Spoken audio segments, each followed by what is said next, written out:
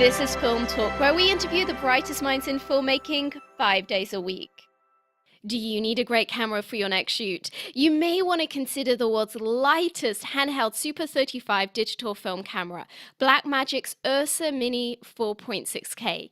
The Ursa Mini boasts a 4.6K sensor, global shutter, and up to 15 stops of dynamic range. It's perfectly balanced for handheld use and comfortable enough to be used all day long. Scene 1, take 1.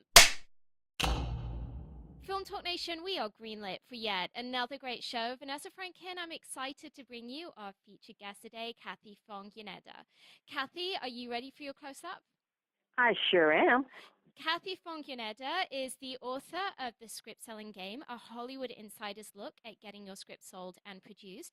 With over 30 years of industry experience, Kathie has worked for such prestigious studios as Paramount, Columbia, MGM, Universal, 20th Century Fox, and Disney, specializing in story analysis and development of live action and animated projects. Her career includes executive positions with Walt Disney Studios, Touchstone Island Pictures, and Walt Disney TV Animation. During her career, she has evaluated more than 20,000 submissions in the area of film, television, novels, plays, and web series. Kathie, it's an honor to have you on the show today. Well, thank you for having me. So, Kathie, how did you first get into the industry? I always tell people this is the only thing that I owe to my ex-husband, and it's the fact that he was working in the industry and I was doing secretarial work, and he said, you really need to start working at the studios because they pay better and they have insurance and you'll be in a union. And so I just went and applied at Universal for secretarial position, and I got in at the bottom, of course, for the typing pool. Most of you don't know what a typing pool is, but that's what it is. We used to have typewriters. We didn't have computers in those days. So I later on found out that I was the first Asian woman that was hired full time. Really? Yeah. Wow. So I gradually kind of worked my way up. I was, in the legal department for a while. And then one of the attorneys moved over to Warner Brothers, and he knew that they needed somebody to work for the head of the legal department, so I went over there. And then gradually I worked for one of the VPs, and he became my mentor. And his name is Richard Shepard. He passed away about a year and a half ago. But he was amazing in that back in those days, there wasn't a lot of mentoring going on. But he recognized... What era was this? This was in the 70s. Okay. Yeah, and what happened is he eventually went back into producing, and he was on location. So I started reading all these scripts that were coming in from agents because I was getting bored. Yeah. And he came back, and he started picking them up, and I said, oh, you don't want to read that one. It's not very good. And, and he looked at me, and he just said, well, how many of these things did you read? And I said, actually, I read all of them. So he said, well, why don't you, write up a little report, tell me, do a little synopsis, do a paragraph on why you think it works or doesn't work. And so I did, and he said, you really are very good at this. And eventually this led to him going over to MGM as the head of production, and he wanted me to come with him, and I made a deal with him. It was my first industry deal. I said, okay, I'll tell you what, I'll go over, I'll help you set up the office, and I'll train the person who's going to take my spot, but in return, could you arrange for me to have 30 days working in the story department, because that's what was required in order to go before the Story Analysts Guild. Yeah. So you could become, a union agent for the studios. And you didn't always get in after that 30 days because they gave you material to evaluate and synopsize and everything, and you had to do a very detailed critique. And a lot of times people don't pass on the first time. I happened to pass on the first time, so I was a story analyst for a number of years, and eventually ended up at a lot of different studios, and ended up at Disney when That was in '84. That was when Eisner and Katzenberg took over from the old Disney, Classic and years. yeah, and they had one of the gals over there who's a VP had worked with me before at Universal, and she loved the analysis that I always did. So when they were having problems on a particular project on the rewrite, uh, Katzenberg said, "We need somebody to give us, some notes on this because this is just not working." And she gave them to me, and I did 7 pages of notes. And she called me and she says, "Jeffrey wants to talk to you." And of course, I thought, "Oh my God, he probably was going to tell me this is awful or something." But instead, I walked in, and this is almost like it was in the movies. I swear to God, I walk in. I'm sitting down in front of him. He tosses the notes to me, and he goes, "Yours are pretty damn good. I want you to start working as a creative exec on Monday." Wow. So that's how I started. I was, Was that as just executive. terrifying, or did you just feel exhilarated? It was more terrifying at first because Jeffrey's reputation preceded him. Mm. I mean, these are not guys that suffer fools. I mean, they're surrounded with some of the biggest experts in the industry, and I would imagine that that could feel really like, hey, I either have to deliver or they're going to ship me out of here real fast. Yeah, no, it was. They were under a lot of pressure, and it was so much pressure because they were trying to expand the Disney kingdom, Mm. and a lot of people sort of didn't want to do it. A lot of the people that were there originally, they were kicking and screaming about all of this because, oh my God, they're doing R-rated movies now, or they're doing adult comedies. Yeah. Um, so it was a lot of pressure for everybody who worked there, Mm. and but it really taught me a lot. I must say that's the best way to learn. It's almost like trial by fire. Yeah, I mean, you were learning from the masters. What do you feel was the most important lesson that you learned about filmmaking during that time at Disney? Oh wow. Well, I think a lot of it was just to be true to myself, which was really hard. That was the biggest challenge because I could tell that at times I was doing things because that's what the company expected of me. And even though I felt in many ways that it was uh, not always the right way to go, I somehow had to kind of get over the fact that I have to do I mean, if the company lays down certain guidelines, that's the guideline. Those are guidelines you have to follow. Yeah. What Whether would those kind of guidelines be, for um, example? I mean, like working 80 hours a week. Ouch. uh, or for me to be, going on a weekend vacation for my anniversary and to have 3 or 4 scripts FedEx to me, Yeah. to Yes. my so little things like that. And I think the straw that broke my back one time was the time that I was getting ready to celebrate Thanksgiving with my family, and a FedEx or a special courier came and delivered 2 scripts, and Ugh. they said they need to have one of the execs needed to talk to me that night, uh, Oh my which gosh. was Thanksgiving night, Yeah. and so I had to buckle down, put myself in a little room away from my family, Oh and do gosh. that. And Wow.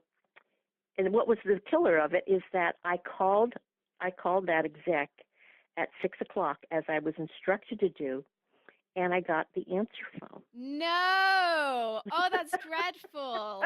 That is dreadful. My And so when I went gosh. back 2 days later to the office, and I came in, and when he came in, I had everything. I was waiting for him because I didn't know what else to do. So I was waiting for him in his office when he came in, and I said, "Oh, I tried calling you. I tried to call you, and I got the answer phone." And he says, "Well, I was." He asked. He just said, very matter of factly, "Well, I was busy. I was having Thanksgiving with my Oh family." my gosh. And Wow.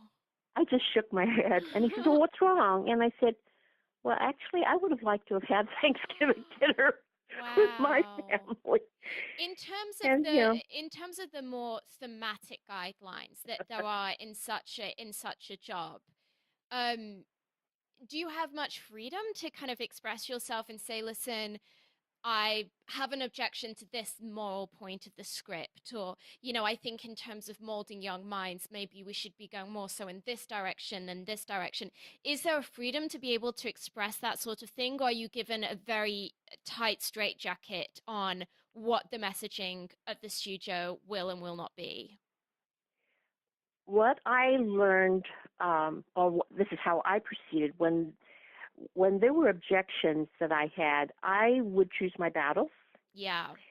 and I would do them on a more personal level. So, Mm. in other words, if we were in a creative meeting, which is every morning we would have, every Monday morning we would have a creative meeting. All the executives would get together, and we would discuss a lot of the weekend reads. At that time, I usually wouldn't always, and it would depend on how important it was, but I usually wouldn't pipe up much. If there was, if somebody felt, if one of the upper execs felt strongly about something, and, unless it was something I agreed with, then I would say yes. If it was something that I didn't agree with, what I would wait would be to later. And as they were walking out of the meeting and going to their office, I would try and walk up to them and talk to them a little bit about it and just give them, you know, I was I just think thinking, there's a tremendous amount of wisdom in that, particularly knowing that unfortunately Hollywood is a place where there is a tremendous amount of ego, and um, it can be really easy to just get people's, get the wrong side of people if you do, in a sense, kind of call them out in front of their peers. And I just think that that shows a tremendous amount of discernment and discretion, which I'm sure that your peers greatly appreciated. well, as you know, there's a couple of times when because I am a minority, uh, that I felt that maybe minorities were not being portrayed correctly. There was one particular one where they had Indians sitting around drunk and watching television. Oh no. Oh gosh. And I said, I think it's for a very fast, quick joke, that's okay. But to always show them doing that, but there's no, just because some of the action took place on an Indian reservation, I said, why don't you have something? What is the meaning of having these guys there? You could actually put this in another part of the country. But if it's on an Indian reservation, why not use them in a way that is also positive? So we actually changed part of Act 3 to show that, and it was an adult comedy, to show that actually what they did was they got the Indians to come and help them save the day. Which is the complete So, opposite of what was being portrayed before, yeah. presumably. Um, and Um, it was something that I did go in and talk just one on one mm. with the exec instead of doing it at the creative meeting. Yeah. Well, I think particularly when something touches on issues of race, it's particularly sensitive. Hmm. So, Kathie, what is the single most important thing that you feel that studio development executives and story analysts are really looking for in scripts? Well, I think nowadays what they're looking for is something that really can have global appeal. And it sounds daunting, but more and more now with the internet and well, of course, I guess let's not leave out the fact that there's a lot of pirating going on too. True. But the films get released very quickly and get distributed very quickly. So the important thing is for the studios, the networks, and even for the internet companies, for them to make any kind of money, they need to have product that has global and universal appeal. And I think sometimes people just, they have to understand it's got to be more than funny cat or dog videos, or it can't just be everything raunchy all the time. I mean, and I do think that raunchy comedies are great. They have their time and place, but I think you have to think really globally to be able to have more, uh, and also to think more on different platforms. Is this something that can also be of entertainment value in another arena? So So how does one do that? How does the writer who's sat in his writer's room or his office in Santa Monica get that scope of what is going to appeal globally? Because presumably for a lot of people who haven't traveled, and from what I've noticed, many people in particularly in Los Angeles, just due to the crazy working hours and standards of practice, don't actually get to travel all that much outside of the US. mhm. How does one get a grasp of that? Are there analysts that can help? Are there resources that you would recommend? Well, I think one of the ways that they can do it is just simply go on the internet and they can they can Google, what were the top films or the top books and you go to a particular country, say in Southeast Asia or in Europe, and that gives you an idea. The trade papers actually too are becoming much more global in their coverage too. In fact, recently they had a huge issue just on China, and I know that they usually also have a huge issue on the European market too. And also to recognize that uh, everyone likes that surprisingly, a lot of the movies that people like are the same things that we do because it touches the human emotion. Yeah. And so if they really think about the simple emotions of what is it that makes us laugh or cry or emote in some way, that's what they need to start thinking about. What are the problems that people have that are universal? They have the same feelings that we do about falling in love, about having somebody, take away their property unfairly, about maybe a government that's corrupt, about war. And so you'll notice that a lot of the movies, especially this year, that we've seen, touch on those subjects. Mm. Things like Bridge of Spies, things like the movie Brooklyn, Yeah. I just think what simple what romance. I think where it becomes really challenging is the kind of innocuous oversights that there can be with the script, be it either that the jokes are play on words that just aren't going to work when they're translated into another language, or sometimes just even the diversity of cultures that there are. I know I was actually looking at a project today that had such an issue. There's a character in this story who has a name that in the US doesn't have any connotations, but I know from having been in the UK that that particular name has some very strong local connotations, Mm-hmm. and I think that I just wonder to what extent it can help to get maybe even the outside view of, if you know that the UK is going to be a really important territory for you, possibly why not have someone from that territory take a look at it, because it can be very hard, especially when in America we tend to be so myopic. It can be very, very hard to, it's like you don't know what you don't know. You don't know if a certain Mm-hmm. a certain word is going to be particularly offensive, or I don't know, a certain hand gesture, or a Oh, certain exactly. subplot is Yeah. is just Mm. not going to travel, and you don't want to be finding that out when you get to Cannes, you're trying to sell it internationally, Perfect example of a misunderstanding is there was that movie called Black Hawk Down. Yes. Okay, and so when the U.S. soldiers were finally uh, rescued, a lot of them, when they were rescued, barely had clothing on because they came Mm. in, swooped in, got them. Well, there is one shot where you see these guys, because they all piled into that one helicopter, Mm. and there are a couple of them that are dangling their bare feet out. Oh, That is is a offensive. awful sign Yes, of I disrespect. It is know. like In one of the India, rudest things right? you can do. Well, In in Asia. all in Islam, yeah, the Islamic Yeah, culture.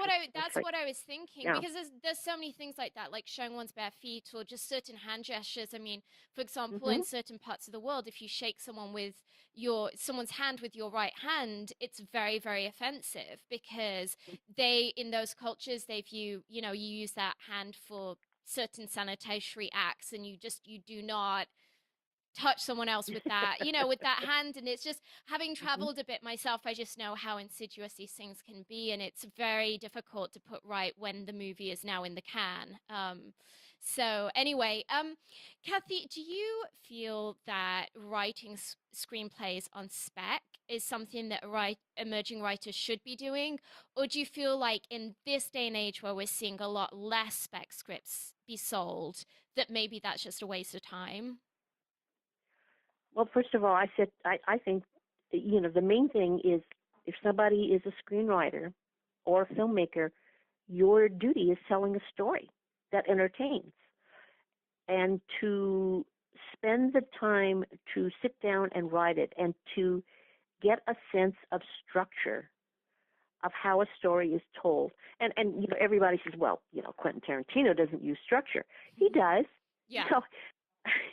know, when there are certain ways when you look at it, he may start with the end and then go back to the middle and then come back to the beginning, and he goes back and forth, but it still is a story. And there are a lot of times that, I'm sure, there are people that you probably have spoken to that talk about how people use a lot of flashbacks, and then there are other storytellers who don't use any and they just do it straightforward. There are none of that is like uh, voodoo or anything. You you just still basically have to have a story that has a beginning, a middle, and an end. And how you choose to tell the story by switching back and forth, that still is a story that has a beginning, a middle, and an end. And it's just like every scene has a beginning, a middle, and an end. And scenes only last like maybe a minute or two. So do you feel that that act of writing a script that you do not have funding for yet, just in the hope that someone's going to pick it up, do you feel like that still has its benefit, if for no other reason than just it's an opportunity to hone your skills? No, I definitely feel it's important to do it. Yeah. It really is.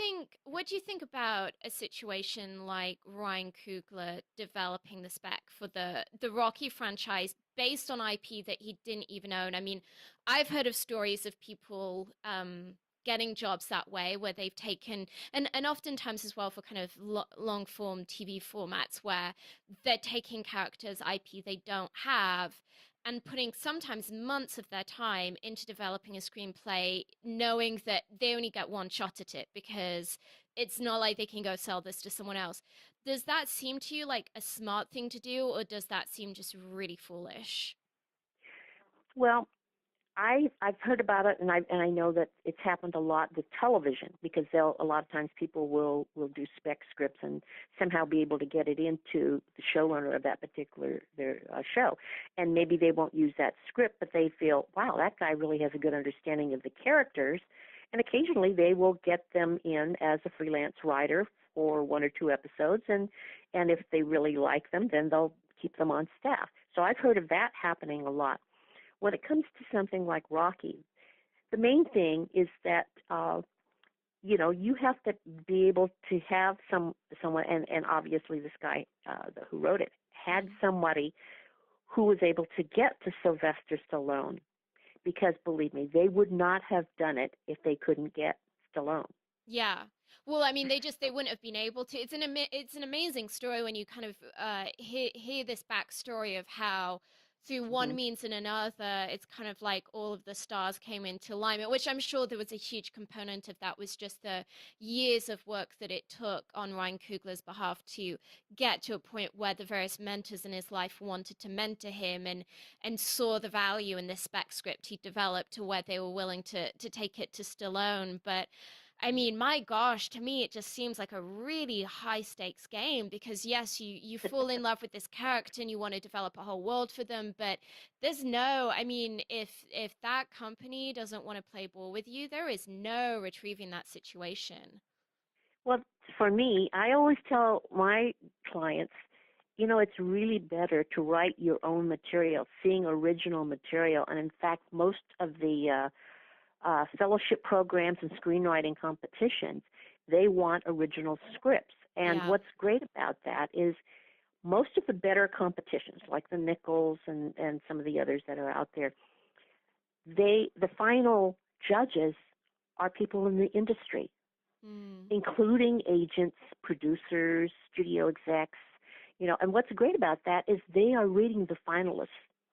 And if one of them really is struck by how well written it is, it's not unusual. I've seen it happen many times where you may not be the one who gets the final prize in the Nichols. You may be the one who came in like fourth or fifth, but your script maybe touched that particular judge who is an agent. And so I've heard about people getting picked up by agents So just by being. do you feel that the Nichols Fellowship is like the competition to go for? Are there some other competitions as well that you would say There's this is there's kind of others. Yeah, there are others too. There's I think there's one like Chesterfield. There's um, Blue Cat. There's a number of them. In mm, fact, what I'll do when I get a chance, I will email you um, a file I have with some of okay. the ones that some of my clients have competed in that have found them to be Oh yeah, very. They we can definitely include that in the show notes because I think yeah. the challenge for many young writers is that there is such a plethora of screenwriting competitions. And you have to be careful about Yeah, them. I mean, You do. many of these competitions, I hate to say it, but their primary motivation is just the entry fee. It's that, if we can get a couple thousand people to give us Hmm. $50 each, hey, I mean, that's we're gonna be in a good position. And that's kind of, I think, where it can be really challenging for writers is figuring out, okay, what are like the 3 or 4 competitions that are really worthwhile giving a concentrated effort to and not getting distracted by just pursuing 99 different shows that may or may not work out but are definitely going to drain your wallet. It's yeah, it's a Well, pretty that's why I tell people, every writer should try and join a writers group. It doesn't have to be a in-person writers group because a lot of them now are cyber groups.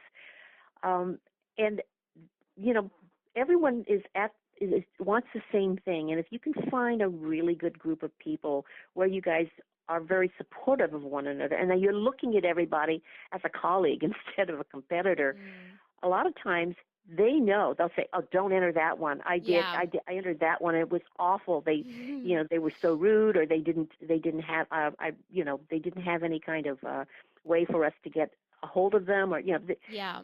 talk to people, because that's the way to do it. And that's why I have vetted most of those ones that I have on that list, Mm. and I'll send that list to you, and you can Yeah, just put it up, yeah, that'd be for great. your We can definitely your share it listeners. with our audience. Yeah. Kathie, what's the biggest challenge that you've encountered so far in your career, and how did you turn that situation around? Hmm. Nobody likes to admit their biggest mistake, but I was in a production company with two other partners. One of them was a good friend of mine, and the other one was a guy who was a finance partner and who knew nothing about the industry, but who was kind of interested and wanted to help us out because he wanted to, he was kind of just, I think he was infatuated by the thought of the glamour of the Yeah. industry, maybe, or Which is something. hilarious to me because anyone who's been in this industry for more than about a week knows it's about the most unglamorous job.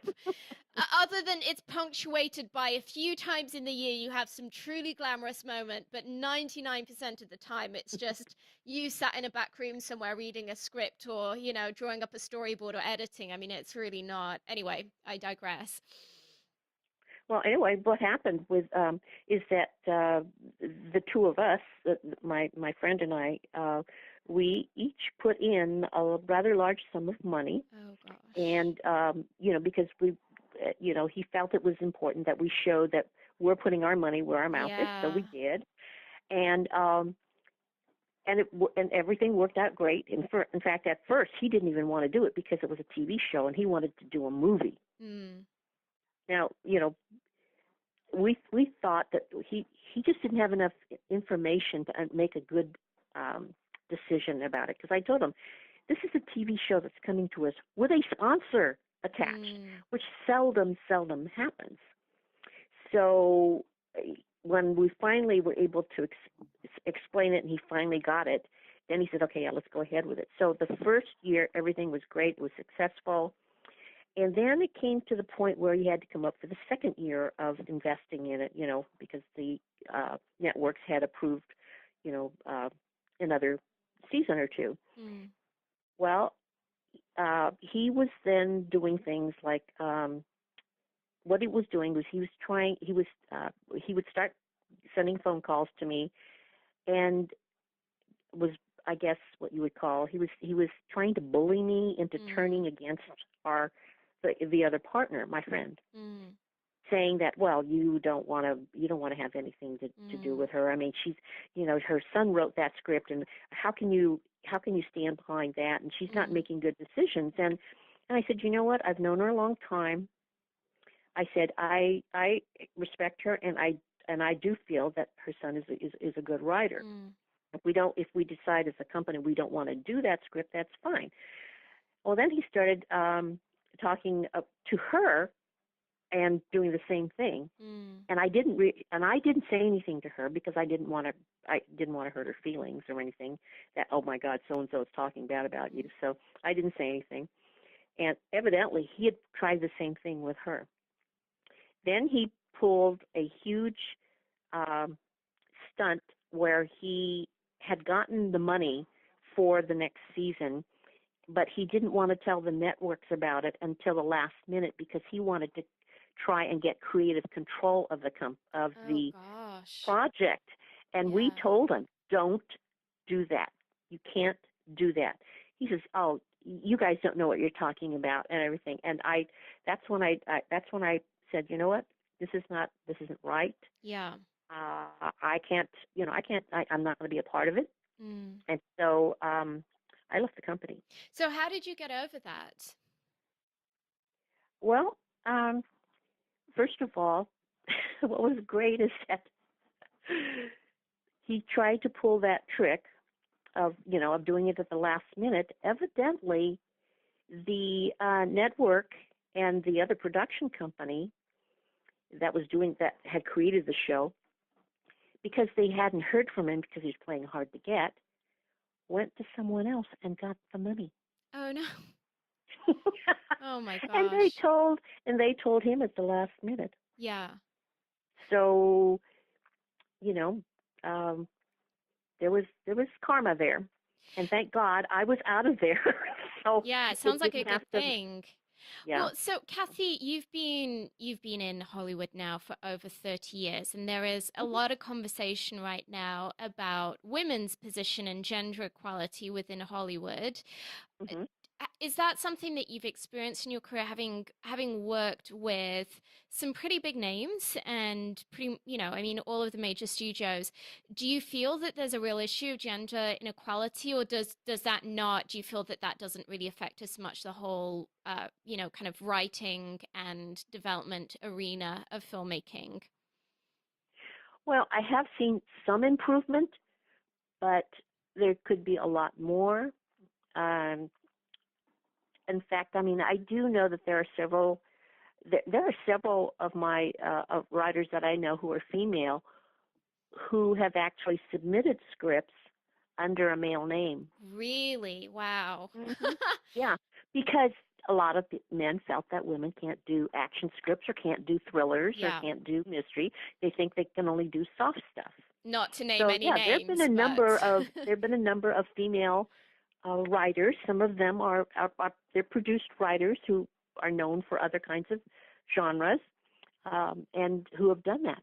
Wow, that's super depressing. And they had to do it. They felt they had to. Now, some of them eventually got things optioned or what. I know one of them did not get her project made, when they found out that she was female. Oh my gosh. But Wow. that was about 15 years ago. So hopefully things have changed. Yeah, You know, hopefully. it's there are more women in the executive rooms now, Yeah. and I think that it's slowly changing. It's but there again, when it comes to writers and directors, there's so few female directors.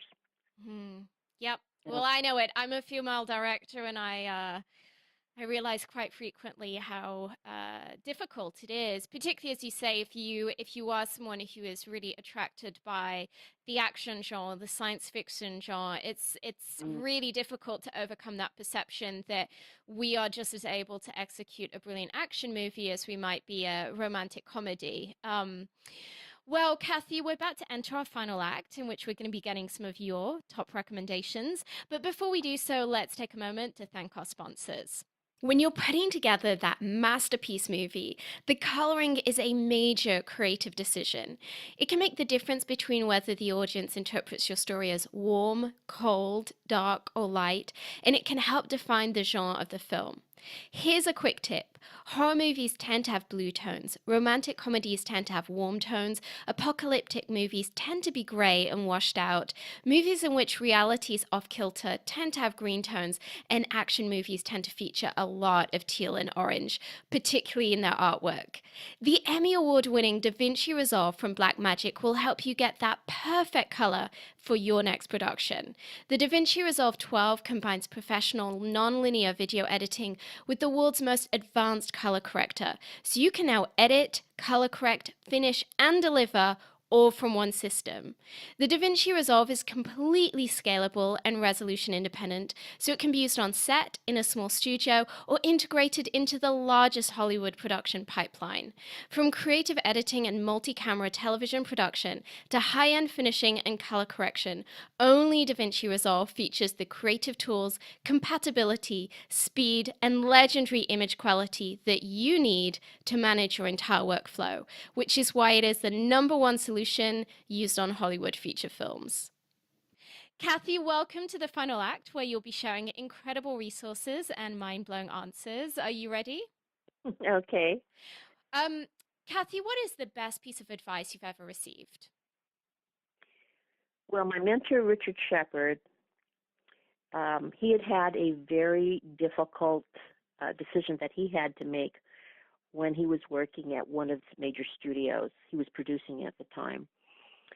And he made the difficult decision, which was not what the studio wanted. It wasn't in the direction that the studio wanted him to do, but it was because he did what was right and Mm. just, not what was politically favorable. Yeah.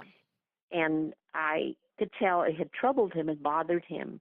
And I went in and I asked, I asked him if he wanted to talk about it. And I said, how do you, I said, I have to tell you, I'm so glad that you didn't cave into them. And he said, at the end of the day, and when when they're getting ready to put you under the ground, more than anything, you have to remember is that what people will always uh, remember about you is your integrity. Did you have Yes. integrity?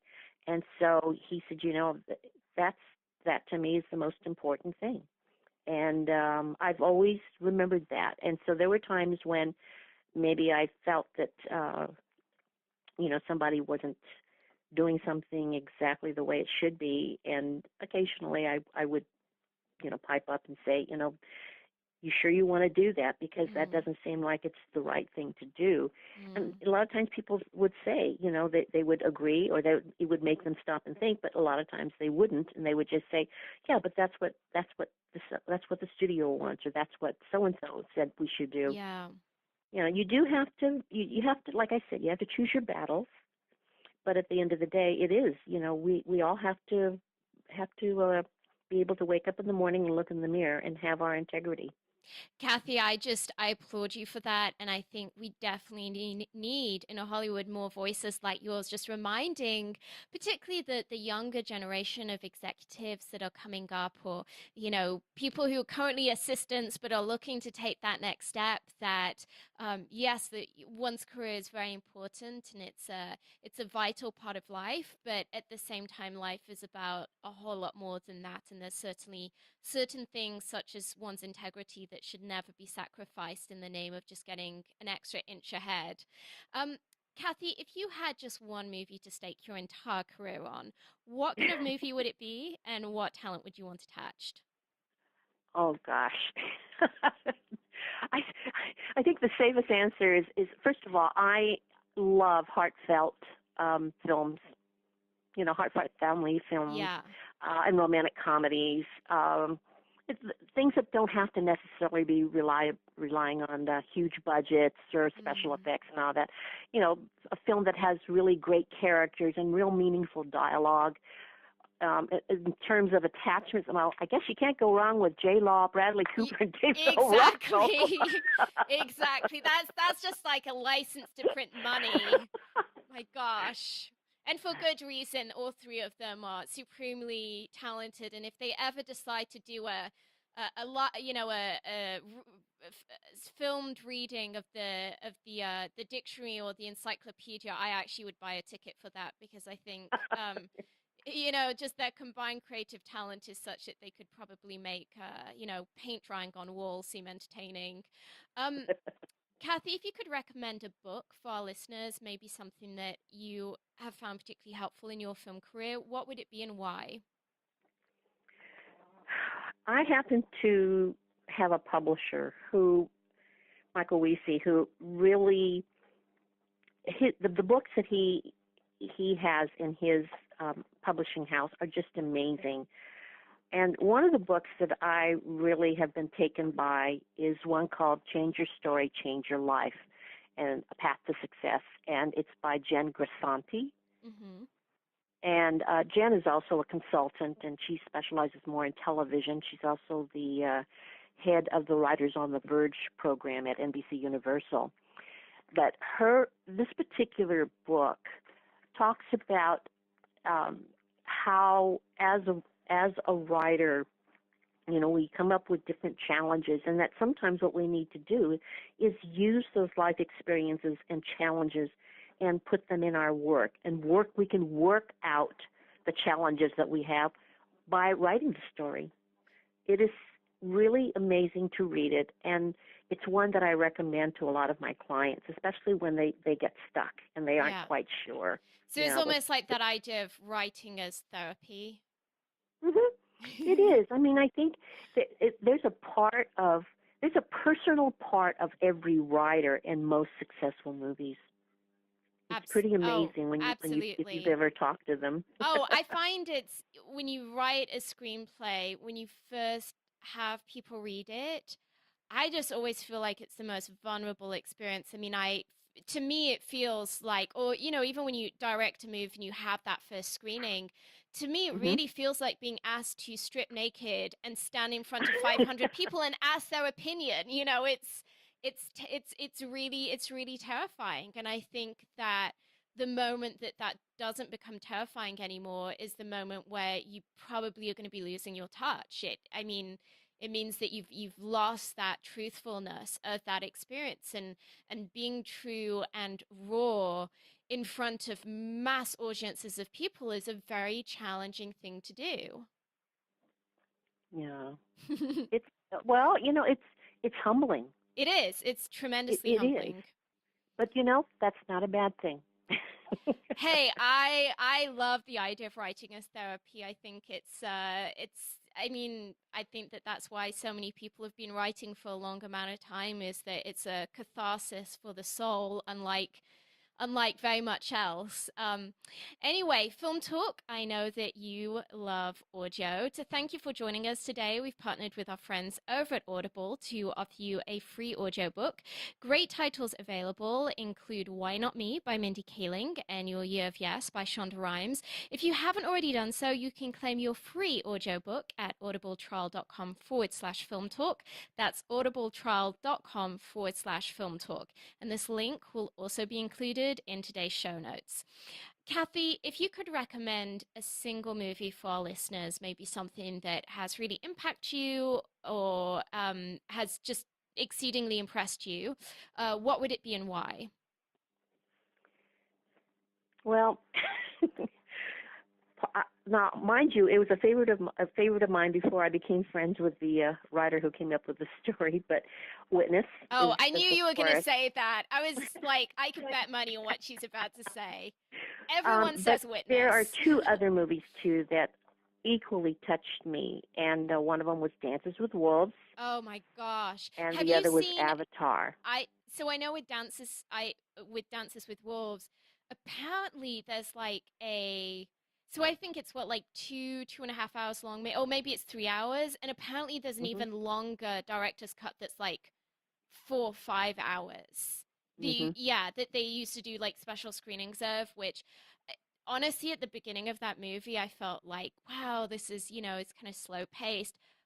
By the end of the movie, I could have easily gone for another 2 hours. It was just so mesmerizing to be introduced to this world that is really a different pace of life and a set of values which is so often overlooked these days. I definitely think that that's a great recommendation. Mm. Well, it's that that last scene always gets me.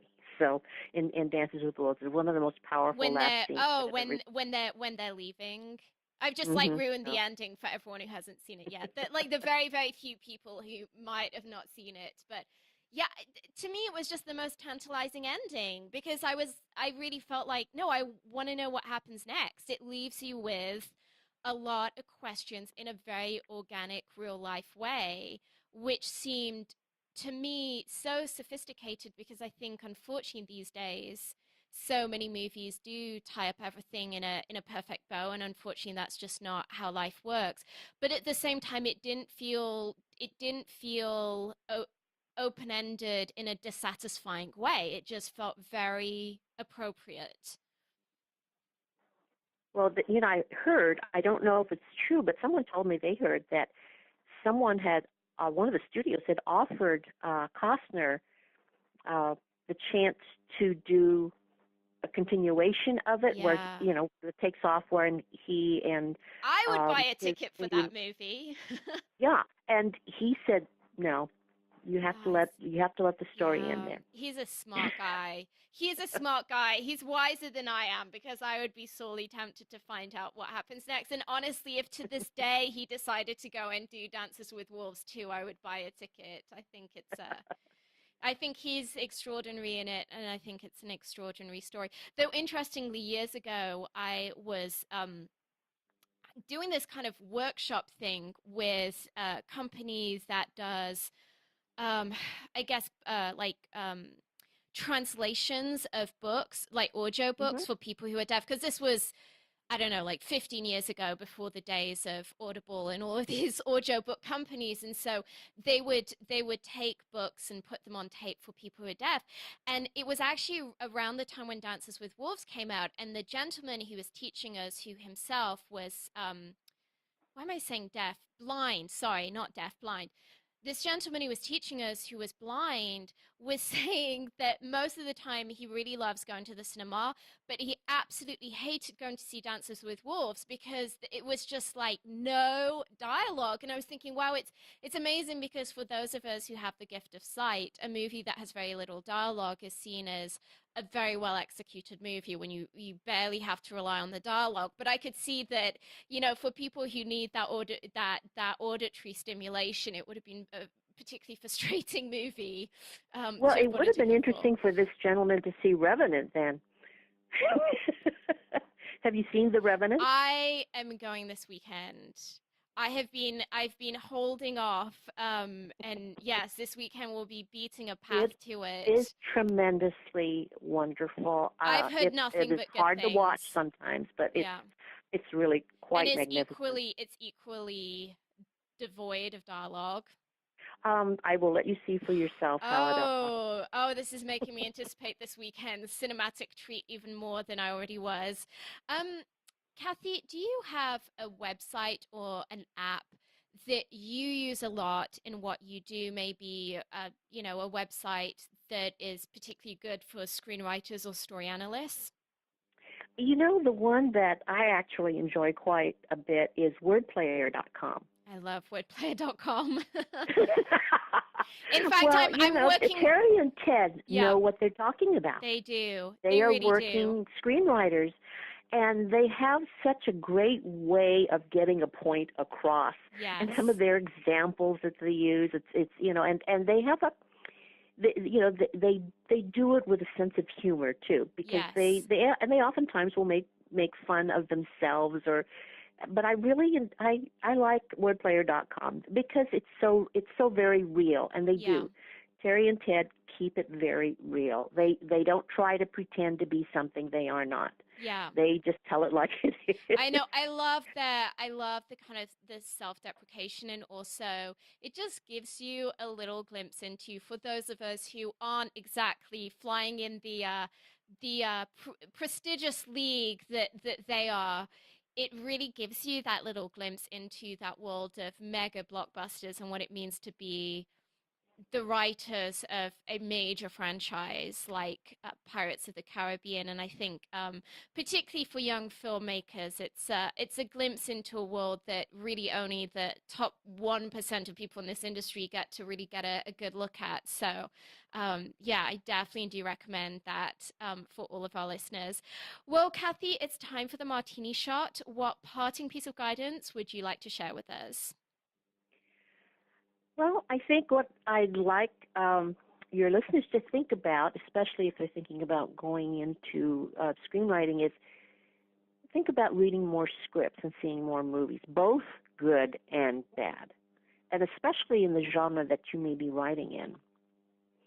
It's uh, nowadays with the internet, and there's three websites that I will give you, because I oftentimes, I'm very lucky that sometimes I do happen to get scripts of, you know, um, famous movies and Mm, stuff like that sent to me. But if there's a particular genre that you're in, read more or see more of those type of movies so that you can get a better idea of what made them work or what didn't make them work. yeah. That's why I say see things that are both good and bad. Let me give you the three Please do. websites where I get scripts from. One is scriptcity.com. Mm-hmm. The other is scriptfly.com, Mm-hmm. FLY.com, and the other one is hollywoodbookcity.com. Fantastic. I'm going to add those links to the word player reference in the show notes so everyone can get a hold of that. And I really love that you bring up this point of the need to see the bad product as well, because I personally feel that I learn pretty much as much from looking at the bad iteration of Mm-hmm. what a movie should be in a certain genre. So if it's a romantic comedy, seeing those less successful products and figuring out, reverse engineering, why did this not work? Because we all inherently know when we see a bad movie, I mean, you just know it in your gut, but taking the time to break that down and figure out what was the element that was missing, what was the piece of the equation that wasn't there, I personally think that that's every bit as valuable as going and checking out those Oscar nominated, Oscar winning pieces. So I really do appreciate that you make that point, because I think it's something that often script analysts and development experts are a little bit remiss to mention. So, yes, well, Kathie, thank you so much for that advice. Well, that's a wrap. Film Talk Nation, in this industry, you're only as good as the people you know. And today you've been hanging out with Kathie, Fong, Yoneda, and myself. If you want to go the extra mile, head over to filmtalkpodcast.com and type Kathie, Fong, Yoneda into the search bar. The show notes from today's show will appear along with everything we discussed, like Kathie's recommended book and movie. Kathie, we appreciate you sharing your priceless insight with us today. Film Talk Nation thanks you, and we'll see you on the red carpet. It was my pleasure. Take care. Good luck, everyone.